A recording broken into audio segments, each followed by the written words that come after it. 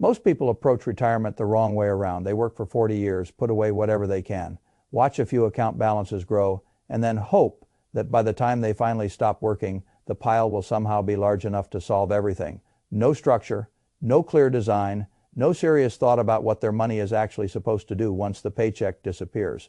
Hope is not a retirement plan. Hope is what people use when they do not want to face arithmetic. And the trouble with retirement arithmetic is that it becomes less forgiving every year you delay dealing with it. When you are 35, bad planning can still be repaired. When you are 45, it becomes more expensive to repair. When you are 55, the clock starts becoming rude. And by the time you are 65, you do not get many second chances. You no longer have the luxury of saying, I'll fix it later. Later is exactly what ran out. That is why I've been thinking so much about retirement planning lately. Not because I intend to retire, I do not. I still enjoy what I do, but because I have watched a great many people spend a lifetime building toward retirement and still arrive there with the wrong structure. They think retirement is a number. I think retirement is a machine. If the machine is designed properly, it can keep producing stability, income, and peace for decades. If it is designed poorly, a person can retire with a seemingly impressive net worth and still feel financially fragile every single morning. What matters is not the number by itself. What matters is what the assets inside that number are capable of doing for you. A good retirement portfolio has 3 jobs. It must produce income, it must protect purchasing power, and it must remain stable enough that one bad year or one bad sequence of years does not destroy the whole plan. That means retirement cannot be built from one type of asset alone. It needs different components performing different roles, the way a well-run business needs inventory, cash, customers, and earnings, not just one lucky quarter. If I were building a retirement portfolio from scratch, there are 5 categories of assets I would insist on owning before I ever stopped working. Not as decoration, not because they sound respectable in a brochure, because together they solve the central problems retirement always presents. The first is a diversified portfolio of high-quality dividend growth stocks. This is where a lot of people get confused because they chase yield instead of quality. That is one of the oldest mistakes in retirement investing. They hear the word income and they start buying whatever promises the highest payout. That is not intelligent. A very high yield is often just a distress signal in formal clothing. It tells you something underneath is weak, over-leveraged, or unsustainable. What I want instead is a set of businesses that can pay cash to owners year after year and, even more importantly, increase that cash over time. That second part matters enormously.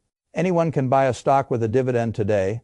What matters in retirement is whether the dividend can still be there 10 years from now, 15 years from now, and whether it can be meaningfully larger by then. Because if the income rises over time, retirement becomes easier. If it stays flat while your expenses rise, retirement becomes a slow squeeze. If it gets cut, then the whole illusion of safety disappears at exactly the wrong moment. So I want companies with strong brands, durable products, resilient demand, and long records of rewarding shareholders. The kind of businesses people keep buying from in good times and bad consumer staples, healthcare, select industrials, select financials, strong franchises that have survived recessions, inflation, rate cycles, and management changes while still increasing what they pay their owners. People often ask me why dividend stocks matter so much in retirement. The answer is very simple. There are only 2 ways to live off a portfolio. You can sell pieces of it, or you can own assets that send you cash without forcing you to sell them. Selling shares can work, but it creates a different emotional and financial dynamic. In bad markets, you may be forced to sell at poor prices. In long retirements, you may feel as though you are constantly eating your seed corn. Dividend-paying assets work differently. They let the business do the selling for you. The enterprise generates profits and remits part of them to you in cash. You remain the owner, the asset remains alive. And if the company keeps growing, the income can keep growing too. That is a wonderful arrangement for retirement. Not because it eliminates all risk, nothing does, but because it replaces a portion of your dependence on liquidation with a dependence on business cash flow. That is much healthier.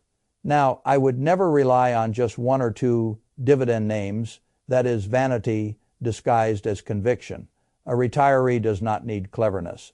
A retiree needs durability.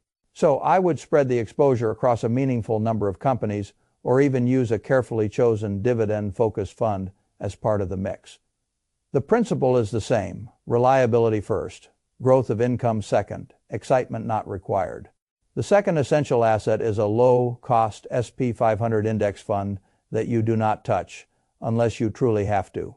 Some people hear this and say, if I already own dividend stocks, why do I need the index too?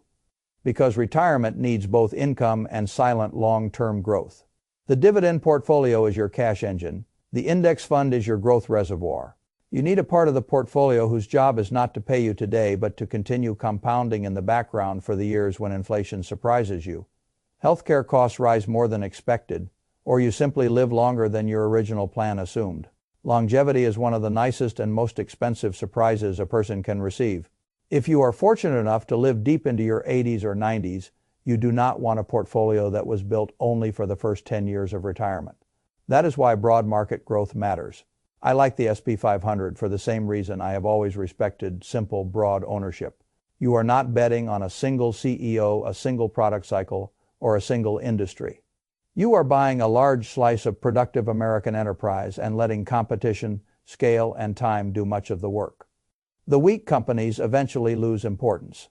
The stronger companies become bigger parts of the index. The machine self-refreshes without asking you to be a genius. That is precisely what most retirees need. Not another place to prove intelligence, a place to let compounding continue. The way I think about it is very plain.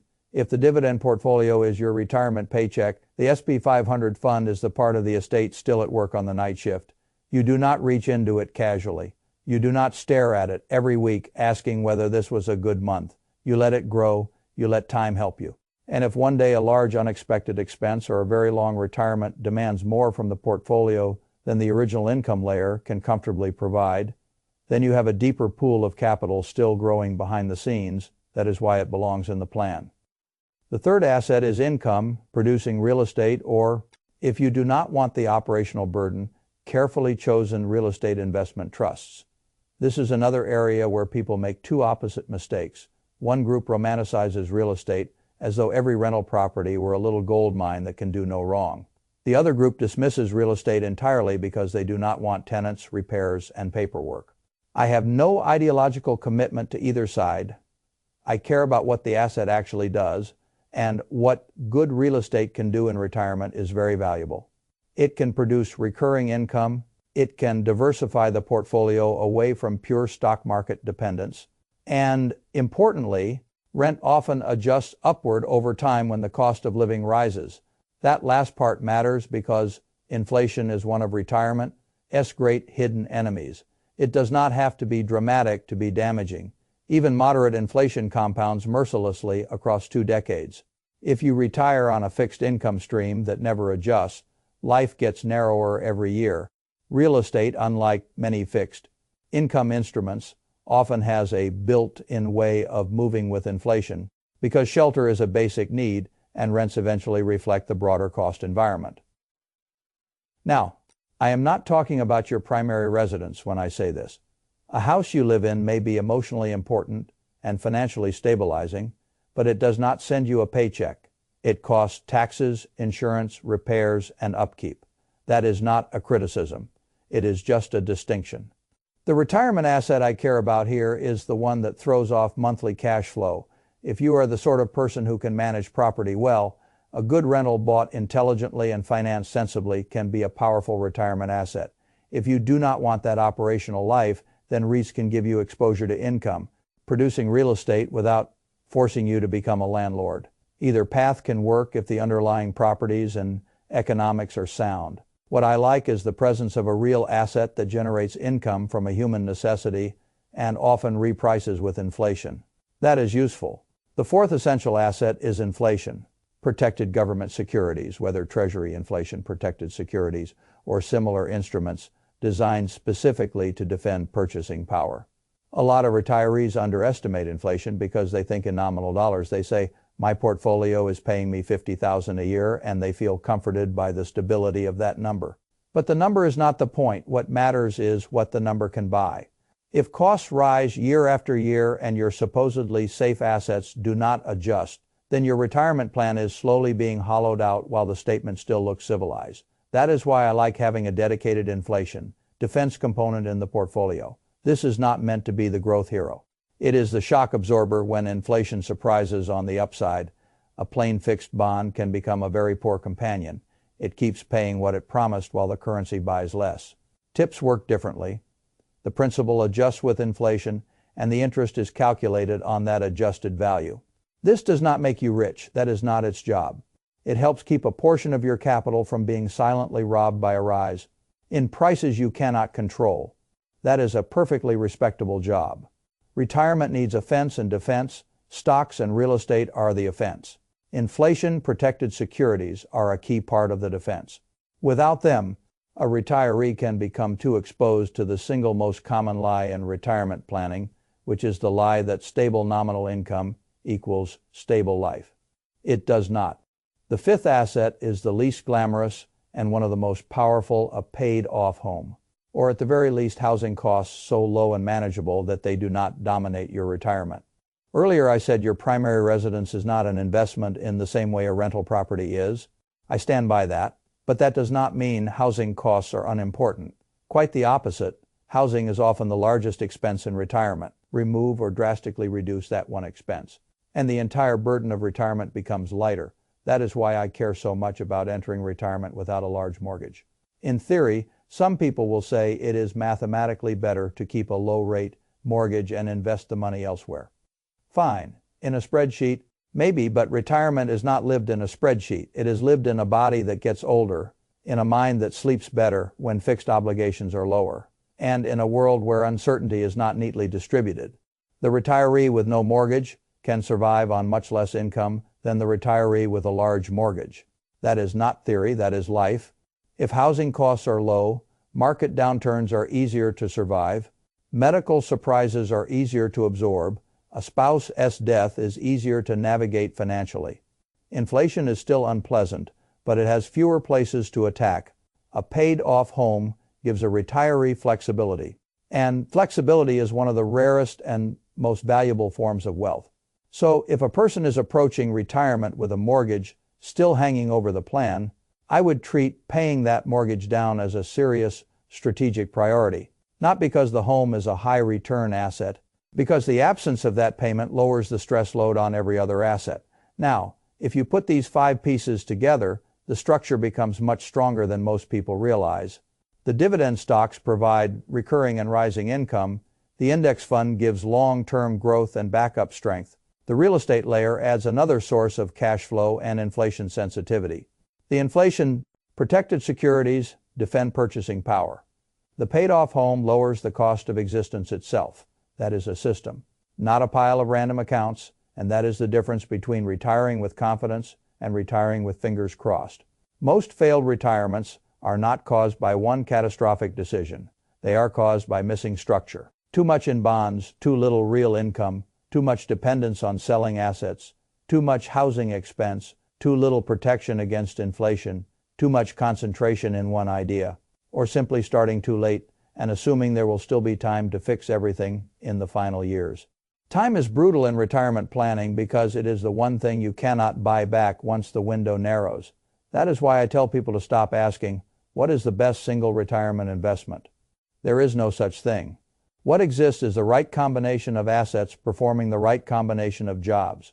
This is also why I dislike the old habit of calling retirement investing conservative, as if that settles the issue. Conservative for whom? Conservative against what? Too much conservatism in cash and bonds can be reckless against inflation and longevity. Too much aggressiveness in equities can be reckless against drawdowns and sequence risk. Real retirement intelligence lies in assigning the correct role to each piece and not asking one asset to solve every problem alone. Now, if you are younger, this should not intimidate you. It should clarify the roadmap. Build the index fund early. Start acquiring quality dividend payers. Add real estate when your balance sheet and temperament can support it. Work toward owning your home outright. Add inflation protection deliberately instead of as an afterthought. Each asset can be built over time. The point is not to snap your fingers and have the whole thing tomorrow. The point is to know what you are building before the years disappear. If you are closer to retirement, the message is even simpler. Stop drifting. If the house is not paid off, make a serious plan. If the portfolio produces no income, fix that If inflation can wreck the plan, address it. If everything depends on one market outcome, diversify it. If you are counting only on future growth to save you, recognize that you are gambling with time you may not get back. I have seen enough retirements to know that the people who live best in retirement are not always the ones who earn the most. They are the ones who entered it with the least structural fragility. They built income, they lowered expenses. They owned real assets. They let compounding help them for decades instead of trying to beg it for mercy in the final 5 years. That is why these 5 assets matter. Not because they are trendy, not because they are clever, because together they reduce fear. And the whole point of a good retirement plan is not just to avoid poverty. It is to avoid spending the final chapters of life afraid. If I had to reduce everything to one line, it would be this: retirement works best when your money is no longer one pile, but 5 different workers each doing a different job for you. That is how you stop relying on hope. That is how you retire on structure.